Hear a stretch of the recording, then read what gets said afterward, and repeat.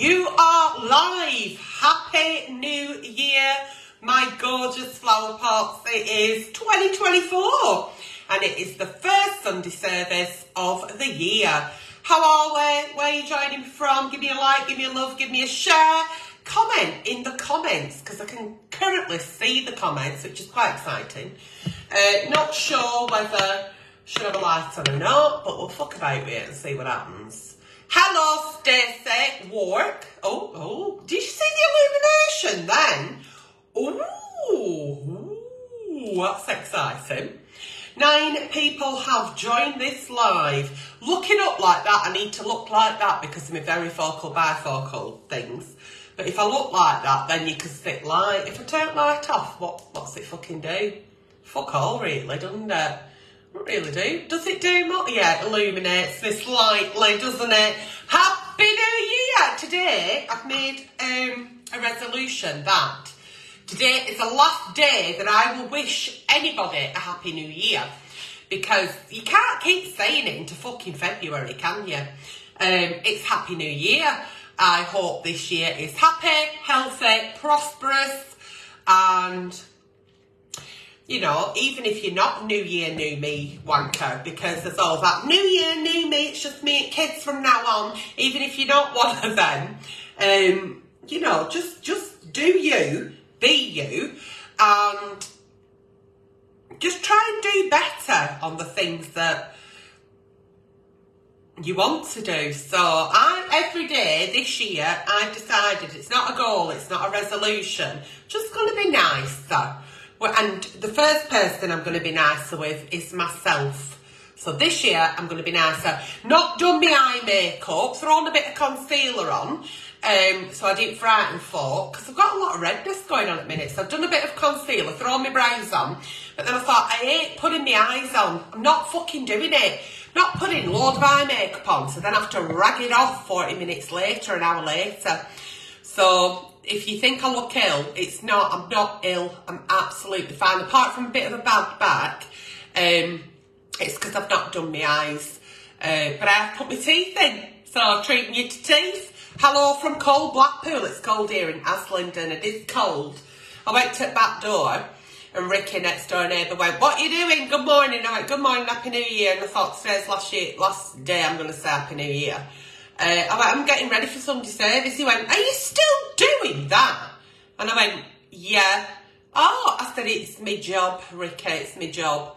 Funny job that though, innit? Like sat in the kitchen talking to yourself. And I thought, little does he fucking know, I sit in every room in house and talk to myself. So I just went, "Yeah, see you then, have a good day, yeah, have a good day." I have got lots of Sunday services, so I'm delighted. But I've still got no fucking Aunty Nellies. Dear Aunty Nellies for night time with Nelly. Is there no fucker having any problems of the night time in bedroom? Is there no over 18 problems? Is there not? Why is there not? Have you all got your shit together on a night time, have you? Because I open night time with Nelly box on a Wednesday and I think, and then I'll look at the first one, just like a brief read, and it'll say, "Dear Aunty Nelly, can you help me? I don't like my mother-in-law." And I think, that's not a night time with Nelly. And they'll have put night time with Nelly in subject, and I think, move that over to Sunday service. So I'm not sure whether everyone is dry, doing dry January, so they've all got fucking dry vaginas, or they're having a fantastic time in bedroom and no one likes a fucking show off, so that's why they don't tell us, and no one's having any problems. So I do massively miss sitting on end at bed on a Wednesday night at 9 o'clock with night time in LA. So if you do know of anyone who's having a bit of a conundrum, then please write into the page. You can't go live on a Wednesday night without your night time in LA. And our David is dying to come round on a Wednesday night and do it, so there you go. 5 years this year that there has been no bedroom Olympics here in August of this year. In August 2024, I'll have been completely celibate. I think it's like the 19th of August or something.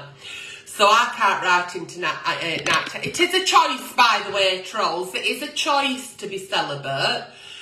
It wasn't at first. It wasn't at first. But now I just think, do you know what? It's going all right. 5 years. Will I break the 5 year? I don't know. Well, it's 4.5 really, isn't it? Because it's not August yet. So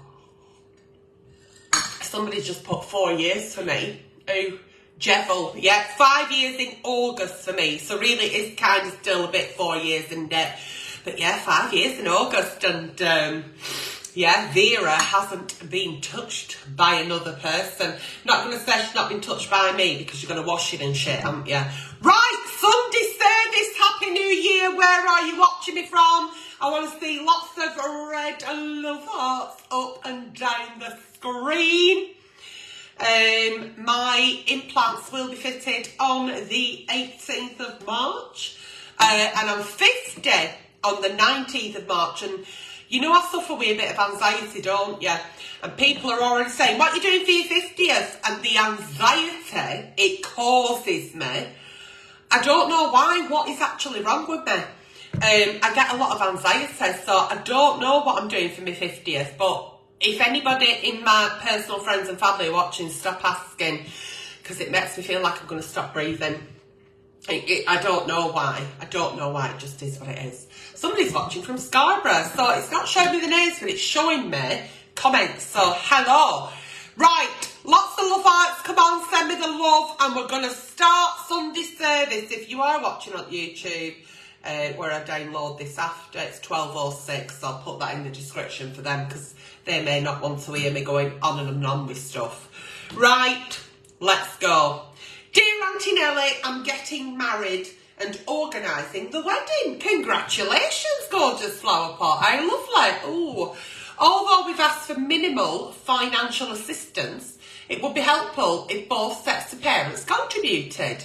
Okay. My in-laws have covered the ceremony fee on her assistant. Have you got to pay to get married? Have you and are assisting with catering. That'd be like hot sausage rolls at Bollivant's, won't it? I feel guilty and frustrated because we're seeking affordable options, but it's challenging for both my parents and me. I urged my fiancé to talk to his parents to help them understand our situation, but he just said, I had to think myself lucky they have offered at all. Please help, it's turning into a nightmare. I don't know what you're asking. Your in-laws have said they'll pay for you to get married, as in like the licence fee, I'm guessing, and they give you a bit of money for catering. But why is it led to argue? What is it you're not happy about? What you're not happy about? That they've not given you enough? You finding it challenging for affordable? Is it because they've not given you enough? And then he said, well, think yourself fucking lucky they give you out at all. I don't know what problem is. If you decide to get married, you and your partner, congratulations, you do all ring stuff, I said yes. Then what makes you think that regardless of your mum, your dad, your carers, you know, whoever's brought you up, what makes you think that they might have money to fund it? And if they have give you a bit of money, aren't you lucky? Aren't you lucky that they give you a bit of money? It's a bit of more money than what you had. And if you are struggling financially, then just do it within your means. You don't have to have a big fuck-off wedding. You don't have to have one of them Cinderella princess dresses. You're getting married at end of the day, and you're marrying the love of your life, I'm assuming. So it doesn't really matter whether a fucking vol-au-vent costs 30 quid or it costs 30p. As long as you've got a bit of a spread on, because I think a bit of food, it's nice to like break bread and have a drink with your loved ones to celebrate the fact that you've got married. But it doesn't have to be a big fuck-off sit-down meal. It doesn't have to be in a big fucking posh place, in a castle. As long as you got registry officer standing in front of vicar at priest, say I do, and get your little loved ones round you, take a few pics, have a bit of a butter. You know, Bob's your uncle, Fanny's your aunt. And I think your partner, maybe he's a bit brutally honest, a bit blunt, bit sledgehammer approach. But he's absolutely right. We need to think ourselves fucking lucky that they've offered it all. Because in the olden days, when life were black and white, it were always the dad, weren't it? Like, father at bride, he were responsible for the bill. And it's a thing I used to say. I still say it now, actually. I don't know why I say used to, like I'm cool now. I'm not cool. I used to say like this, oh, I've got 3 girls. I go, fucking hellfire, I hope you're saving up for them frocks. Because it were always the father of the bride's responsibility.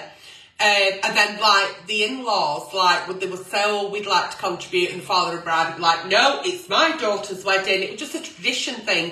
I don't think it's like that anymore. So don't get into debt for the I-do's.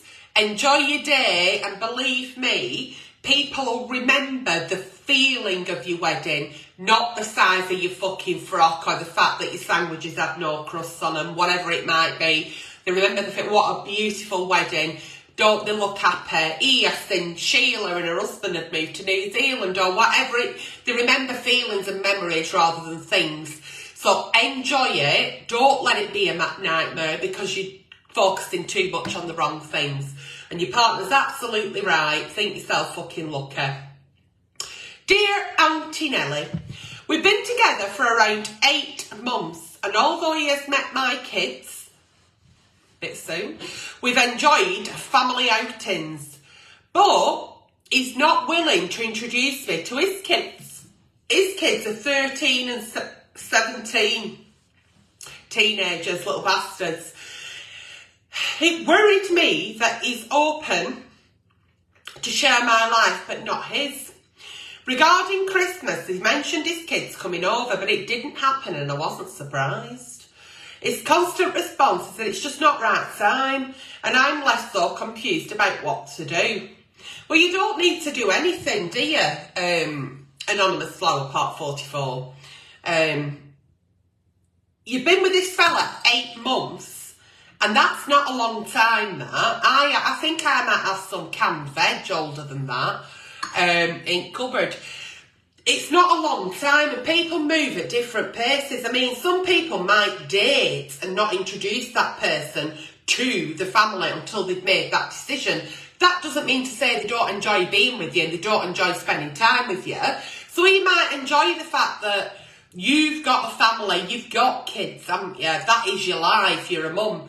And he knows that if he wants to be with you, he has to involve himself in that. Maybe your kids don't go to dad's of a weekend, you're a full-time mum, they're a lot younger, I don't know. But if he wants to be with you and you're a parent first, then he has to kind of involve himself in that. If he only has his kids every other weekend, then you don't have to be involved in that, do you? And maybe he's thinking, I don't want to introduce woman after woman to my kids. I'm not saying he will do, but maybe until he's until he's absolutely certain and sure, or there's a commitment, you're living together, I think he's absolutely right. I wouldn't question my relationship about the speed we're going, and I certainly won't stop him now from being involved in your life in every way because you think, well, I'm not letting him do that if I can't do that. People run at different paces, and I think, to me personally, 8 months, no, they would not have met Olivia. They wouldn't. 8 months to me, dating somebody, which would have been every other weekend when Olivia was with her dad growing up, it still wouldn't have been enough for me to think, what do I think about him? And I don't think they need to meet the children until you think, you know, this is my life partner. Then that's different, isn't it? It's different because then you're doing life together and your children are part of your life. So I think I understand why he's so integrated in your life, but I don't understand what your... Maybe you think that he don't want me to meet his kids because he don't like me. Have you asked him? When he said, well, it's just not the right time, why don't you believe him? Don't you trust him? What are you thinking? And don't forget the 13 and 17. Can you imagine saying to a 13-year-old, going back to the trauma of having a 13-year-old, do you want to meet my girlfriend? Do I? Fuck no, she'll be weird like you. And he's thinking, oh, you know, they're hard work to talk to a teenager, so to involve them in that kind of thing as well. I mean, the fact that they can have conversation and they stick their ear pod things out their ear and actually look up from a tablet's a start. Yeah, I wouldn't read too much into that. Just let it come if it comes. Dear Aunty Nelly, I'm seeking advice. As a single guy approaching 41, I find myself in no social circle. Any suggestions on how to expand and make new friends would be appreciated. Thank you, Nelly. Single man, 41, no, not yet 41, got no mates. What is it you do? Have you not made any mates at work? Do you go gym? Have you joined a walking club? A book club? Do you play games on computer? Do you speak to people over headset who might be in Japan and you're in fucking Shropshire? I don't fucking understand it. You've got to get out there, haven't you? If you're just stuck in your bedroom or stuck in your house, believe me, don't come knocking on fucking door. You've got to integrate yourself in society. And certainly in your local community, that's the only way, really, that you'll make a friend.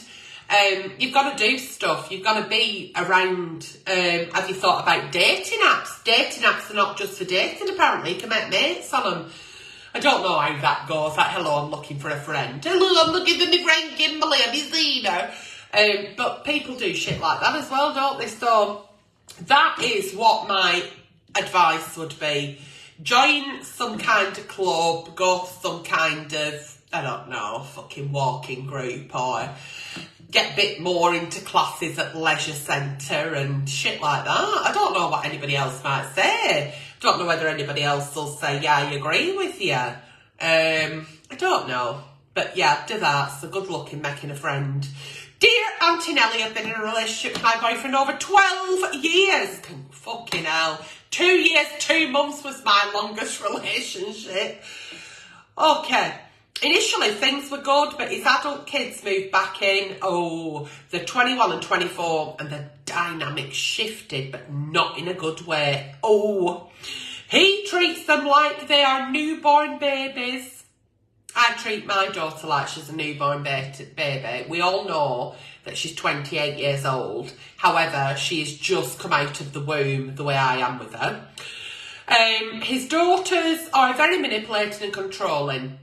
When I said his daughters were manipulative and controlling, he said, well, you're just jealous and insecure. Oh!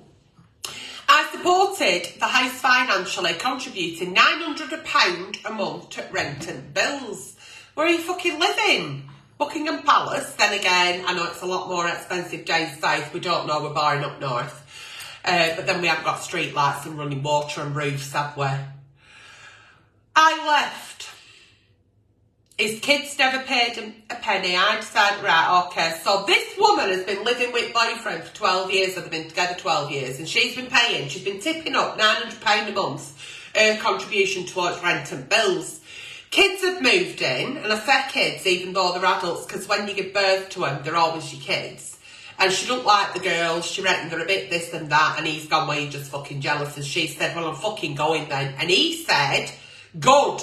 We'll be glad when you've gone. So she's fucked off. And now she says, dear Aunty Nelly, I'm unsure about the future of this relationship. And I don't know what you're unsure about, but you got with somebody who's got children.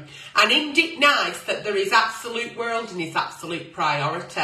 You wouldn't want to be with somebody who don't put his kids first, because that's weird. But you also don't want somebody who pushes you out and takes the fucking piss out of you. What is the state of this relationship? There is no fucking relationship. You have no relationship with this man. It's gone. You said, I don't like the way I'm being treated in the home. And he said, if you don't like it, there's the door. So off you fucked. I'm sure for £900 a month, what you could possibly afford, you'd get yourself a little flat, pay your own little bills, and have nobody to answer to, and have a nice time. Go to work, pay your bills, meet new people, and even date again. I don't think you should have that unsure feeling about your relationship because you haven't got a relationship. You said, I'm off, and he went, good, I'm glad you've gone. I mean, don't be knocking on doors that don't open. What are you doing? that you're just shaming yourself there. There is no relationship. If you feel that there needs to be a bit of closure, ask to meet him in a cafe and say, I don't know what went wrong, but I wish you well. Because he is never, ever, ever, and as harsh as this may sound, and as much as it may hurt, he will never, ever, ever choose his children over you, and neither should he have to. It hasn't worked. His kids have come back. It's not working. He said, good, I'm glad you've gone. So they're obviously feeling like there's been problems, and it's eased the pressure a bit where you're going. So off you fuck with your little bag, get yourself a little place. I'm sure £900 a month will sort you out a little one-bedroom flat. Start again. A lot of money that. I bet she lives near London. Bet she lives near London. Then again, with state of things at minute, if you put your rent, your gas, your electric, your food, this is without even thinking about your fucking mobile phone, your council tax, your internet, all that, water rates, TV licence. You're hitting £900 easily, aren't you, really? So I don't know what the fuck I'm talking about. Anyway, dear Aunty Nelly, yes, that will be me. How can I assist?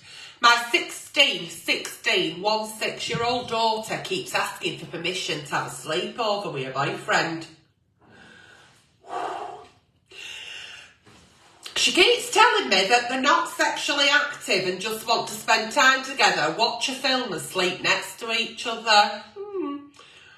I keep saying no, but can you provide any advice on how else to say no? Because she is not taking no for an answer, and I don't want to be the parent that says, because I said so. I don't know how to handle the situation. I'm exhausted with it. She lives in your house under your roof, unless you live up north, and like I said, we haven't got roofs and running water and electric. So people assume gas. What's that? She lives in your house. She's 16, 16. And she's got to abide by your rules, and your rules are no. And you don't need to give when they say, but why? You don't need to give a why. You don't need to justify the no. A no is a no. End of fucking chat. You don't have to be that parent that goes, because I fucking said so. Because you live in my house and it's under my rules. No should mean no. In any situation. No is no, and that is the fucking end of it. No. Mum, can my boyfriend come and sleep over? I promise you we don't have sex and we just want to watch film together and sleep next to each other. No. When she broaches the subject again, you walk away. You're not, that was your answer. That was your answer. You don't need to justify it. You don't need to find reason as to why it's a no. If it's something that you're not comfortable with, then it's a no. And that's it. And you don't, but why? Because I said so. You don't have to take it to that. No means no. End of chat. Personally, I don't believe that boyfriend has to sleep over for there to be any sexual activity. They're going to have sex. They're going to have fucking sex behind Tesco, Asda, Lidl. Do you know what I mean? They're going to do it at his house. They're going to do it up against a tree. If at 16 they feel they want to be sexually active, they're going to do it regardless of whether he can sleep over and watch Netflix and fucking chill. They're going to go and do fire stick and fucking dick somewhere. They will find a way. They don't have to do it under your roof. But if you feel whether she's sexually active or not, it's not about that, is it? It's about the fact that if she is, you want her to be safe, and you don't want to just think about not being pregnant at 16. You also want to think about not catching an STD. Some parents, when I've spoke to a few parents, they're like, oh my God, my daughter, is sexually active. I don't want her to get pregnant. I wouldn't want her to get chlamydia either. Do you know what I mean? So it's about having that conversation and making sure they're aware of their options and what they could be doing should they be active for STDs and for you know, 16's too young to have a baby. Can he spend time in a bedroom? Is it a case of there's been blurred lines and the child's not quite sure of the boundaries because you let him in the house, you let him up in a bedroom? He could be doing all sorts to her while you're sat watching EastEnders before he goes, bye now, thanks for having me. You know, have you give them too much and then all of a sudden it's that sleeping over for the night that shook you? And I think that's where we need to be clear with our boundaries, because believe me, they try and push it every 3 minutes to teenagers, the little bastards. Not all of them, but the majority. And I get where she's coming from if you've had blurred lines, if you've allowed certain things and then you've not. And so you've also got to think of, why does she feel comfortable enough to be able to ask you, can a boy sleep over? Because that would have never come out of Olivia's mouth. Like, she'd have known it was a no before she even thought about it and her mind asked. Dear Aunty Nelly, I'm confused about my 4-month relationship with a guy, and that doesn't mean to say, can I just try backstep there, that if you do allow your 16-year-old's boyfriend to sleep over and they do popcorn and Netflix and watch movies, doesn't make you a bad parent, doesn't make it a bad child. Everybody's different. Everybody parents different. There's no winners and losers here. There's no, well, I do this, so I'm the king. No, there's no kings here. You do you, and you do what fits and sits right with you. Dear Aunty Nelly, I'm confused about my 4-month relationship with a guy. At first, he made me feel valued. But he has an anger streak. Oh, Christ. It's not at me personally, it's when he's driving or discussing work or the state of the country. We almost broke up once, but he made efforts to change. I'm still worried though, as he still expresses anger, particularly about work. He enhances my life in many ways, but he won't make me friends and our relationship hasn't grown much. The question is, how do I decide whether to invest in it or end it?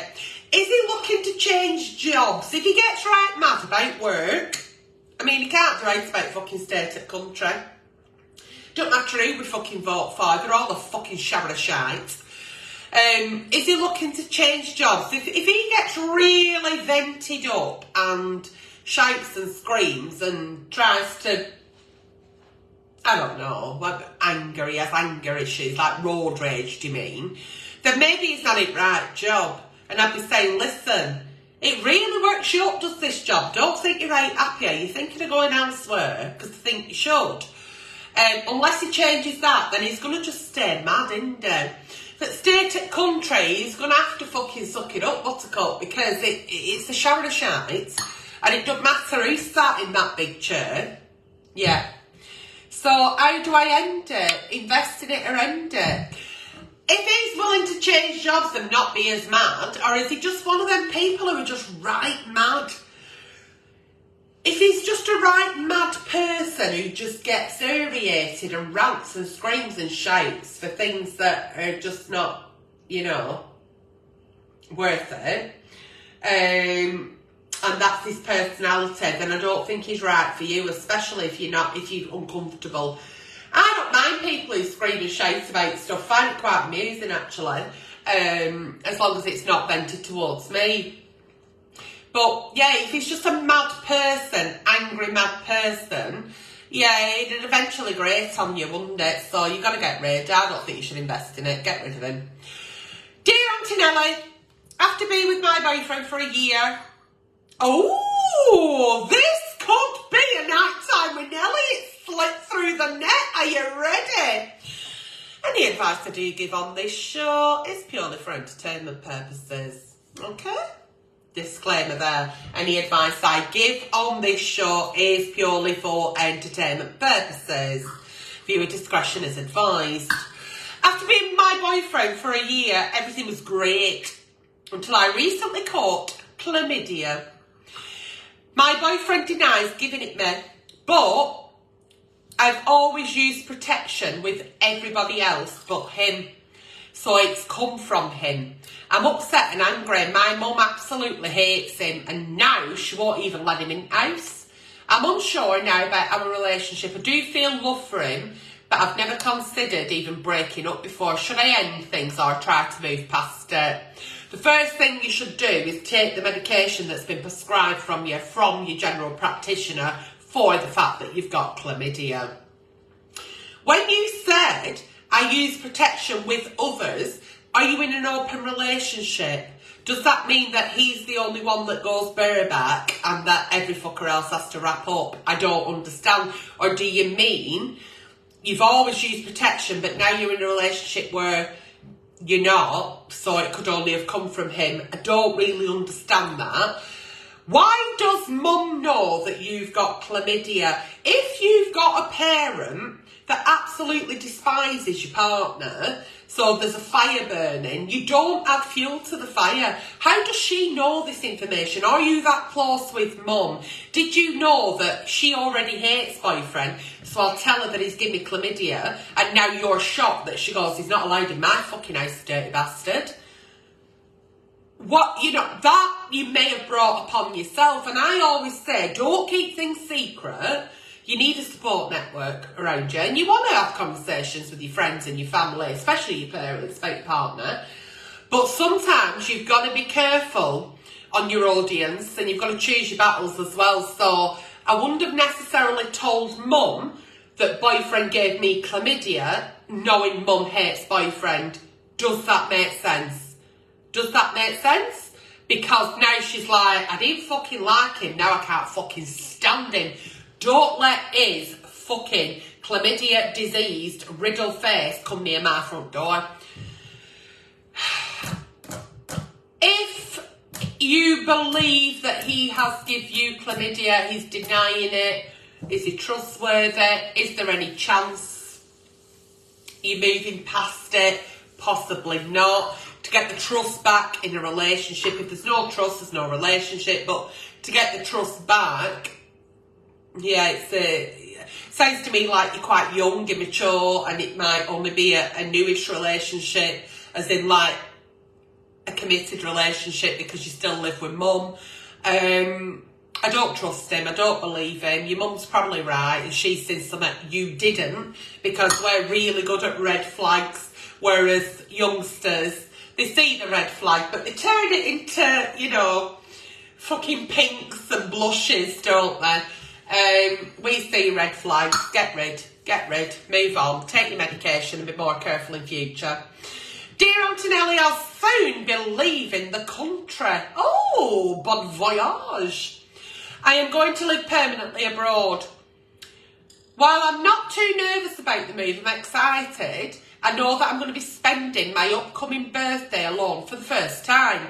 It might sound childish, but it's a significant birthday, and I will be all alone in a new country where I know no one. I'm worried about homesickness. Any advice on dealing with homesickness or spending special occasions away from home? My little flower, you are soon to turn 30, so happy milestone birthday for you. I'm about to turn 50. Okay, so FaceTime. Do you remember when we were all in, oh my fucking back. Do you remember when we were all in lockdown? My daughter set up these games nights, and we'd all be sat in all different parts of the world and country, and we'd all join and do a pub quiz. I'm rolling my eyes because, yeah, whatever. But you can still communicate with people from all over the world on a phone. As long as you've got a phone that connects to the Wi-Fi, then you can see that person, and it doesn't have to be on your special birthday. It can be any time, can't it? Hiya, you're all right. Yeah, but what are you doing? I'm cooking. So keep in contact. Make that effort to keep in touch with your loved ones. But also, you're moving to a new place. You're going to have new colleagues. Maybe you'll join a gym. Maybe you'll make friends with your neighbours. It sounds like you're excited. You're just at the last minute shitting yourself a bit. Give it a go. You're at the right age to try something new. You've got a bit of wisdom, a bit of experience. I wish you the best of luck. But don't be worried about spending your 30s alone. You can be alone in a room full of people and feel like lonely. or you can be on your FaceTime with your family and friends and get a few snacky bits in and a few drinks and have a right fucking laugh and have a great night. You do you. It doesn't matter how you do it.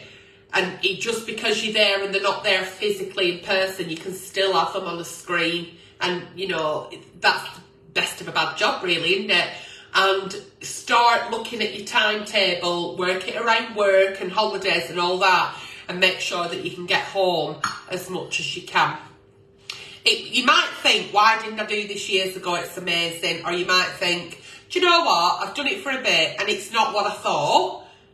You give it a go. You're not failing. You're not setting yourself up to fail. And in years to come, you might say, I moved to New Zealand once. Yeah, I was there for about 6 months. But while I were there, so enjoy the new experience you're going to have. Enjoy the making memories. Enjoy yourself in that new culture, that new place, so that you can share it with others. And I wish you the best of luck. Dear Aunty Nelly, oh Christ on the back, here we go. My boyfriend owes me £1,700 and was supposed to be saving for our booked holiday, but he has just spent over £250 on an online game. The fuck's he playing? This has become the last straw. While I love him deeply, I'm standing my ground and telling him to leave. It has broken my heart, but I feel like I can't live without him. What should I do? Has he got a gambling problem? Does he not know you booked an holiday? Fucking £250 on an online game. It's a lot, that, isn't it? And he already owes you 1,700. Does that mean he owes you 1,500 or 19? I don't know. What should I do? He's not taking things seriously. He's not willing to contribute to the relationship, whether it be financially or emotionally. You should stand your ground, yeah? And you think, I can't live without him. You can, absolutely. I once cut sugar out and I did all right. I'm still here. You can. It's just the thought of not having that person there. The sooner you do it, the easier it is, because it is a loss, it is a grief. But what is he actually bringing to the table? It don't sound like a lot because you put, that was the last straw. He's not at the stage you're at for a committed, emotionally intelligent relationship. Get rid of him. And yeah, you will miss a few things, but believe me, sweetheart, we are social, habitual creatures. Once the habit of him not being there and you get a new habit replacement, you'll be fine. You will be absolutely fucking fine. It just takes time. So at the minute, your working day, a day in the life of, will have him in it. So you're going to have a day in the life of without him in it. So do other things. Do things that don't remind you of him. Get him blocked. Get rid of him if they're a little trinket on the shelf because his grandma once went to Egypt. Give it him. Get rid of everything that reminds you of him and move on. He's not taking the relationship seriously, is he? He's not doing, and he's got on your last straw. Well, where is there to go? And you can fucking live without him. You can.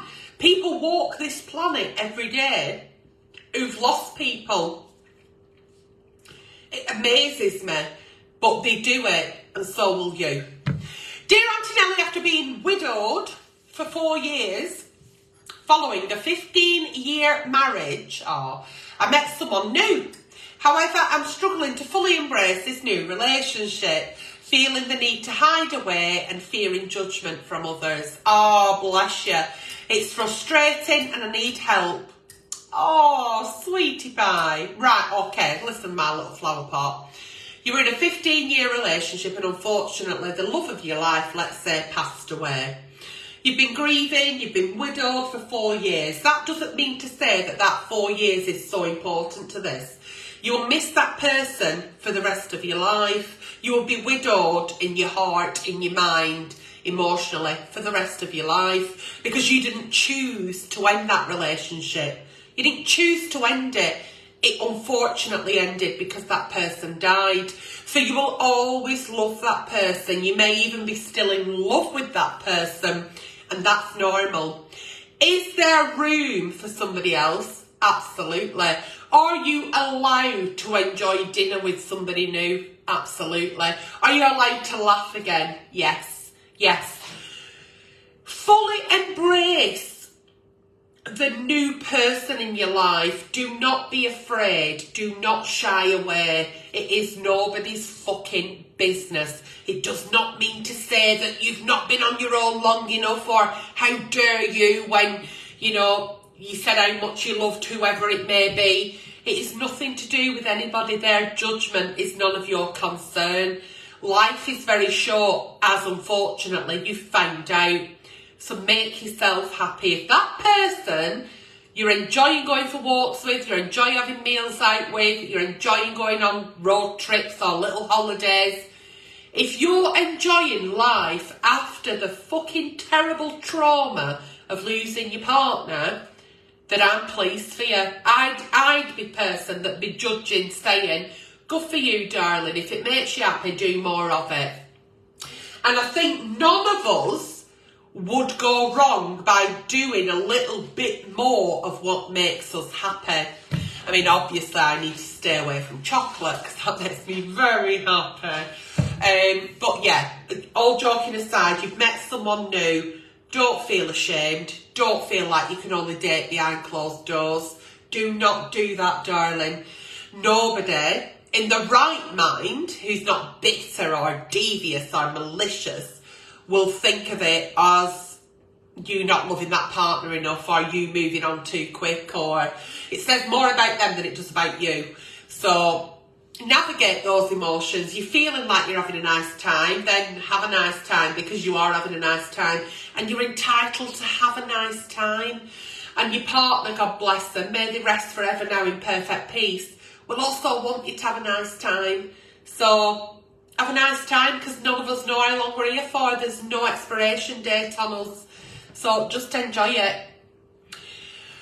Right, the last Sunday service of the day. Are you ready? Done quite a few, haven't we? I've got through quite a few. I don't know whether I've still got me touch though, my agony aunt touch. Let me know by putting red love hearts on the screen now if I've still got good advice. Have I still got good advice, or am I losing it a bit? Good advice, lots of red love hearts. I'm loving that. Thank you, flower pots. I mean, I am always last port of call. People will go around every neighbour, all streets, up and down fucking back streets, over a few wheelie bins, and I'm always the last person they come to, because they know that, yeah, it's just brutally honest, sledgehammer approach, take no shit. You either still want to fucking do what I say or you don't. But I'm not one of them who'll fucking fanny about with it. I won't fanny about. Dear Aunty Nelly, a few years ago I made a mistake. Here we go. By sleeping with a man who had a girlfriend. When I always say on my lives, you do you, don't do that. Don't do that. That's not you doing you. Okay. Now you hate me. Just a little bit. Yeah. Hate's quite a strong word, but yeah. Not impressed. I insisted that he told his girlfriend. He did, and she chose to stay with him. Because that's them doing them. Doesn't involve you. Okay. Now I've been invited to the wedding of the man's brother and the bride's hen do. Wait a minute. Ooh, let me get... I'm right shit at family trees, me. Right, so...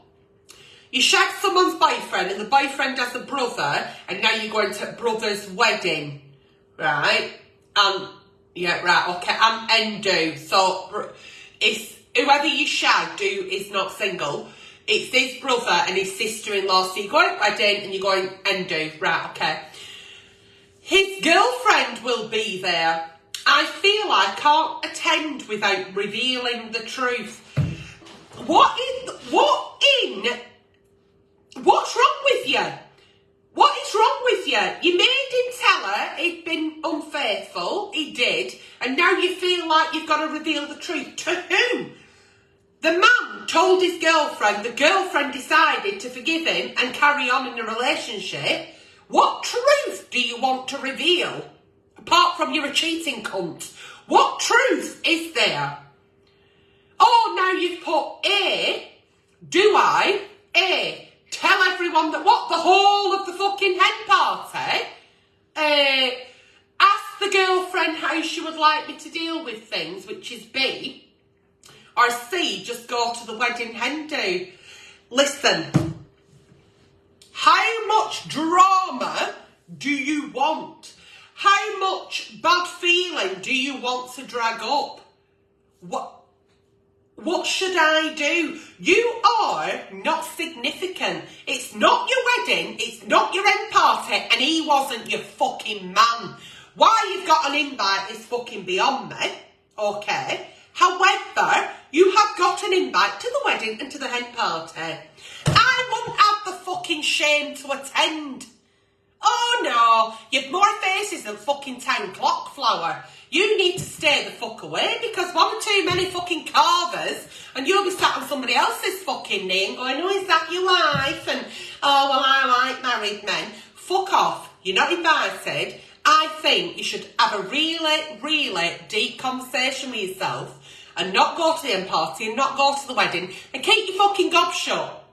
Keep your gob shut. You do not need to reveal any more about your personality, but you do need to work on yourself by understanding that if somebody is not single, it means they're in a relationship and you're not allowed to join unless they're polyamorous and, you know, all that nonsense.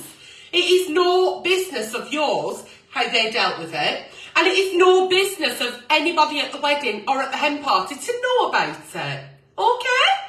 So you do not do A, B or fucking C as far as I'm concerned. And you need to work on yourself, on your values and your morals. And you need to think on.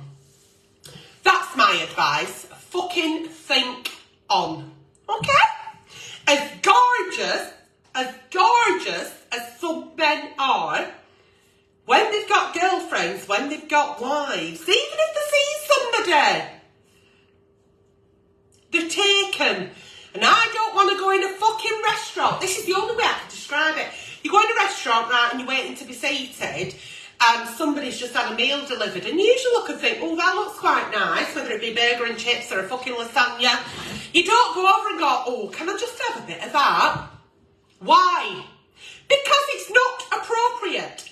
Is it appropriate? You just think to yourself, you've gone in a restaurant, it's folk eating, folk having food delivered and you're waiting to be seated. Would you walk over and just grab a fork and just have a little bit off the plate? No.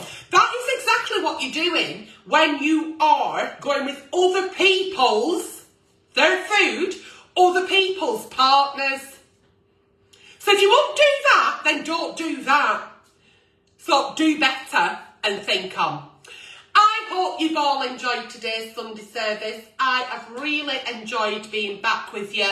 Hopefully, fingers fucking crossed, you'll write in for night time with Nelly because I'm dying to do it. Especially just after that last little dear Aunty Nelly.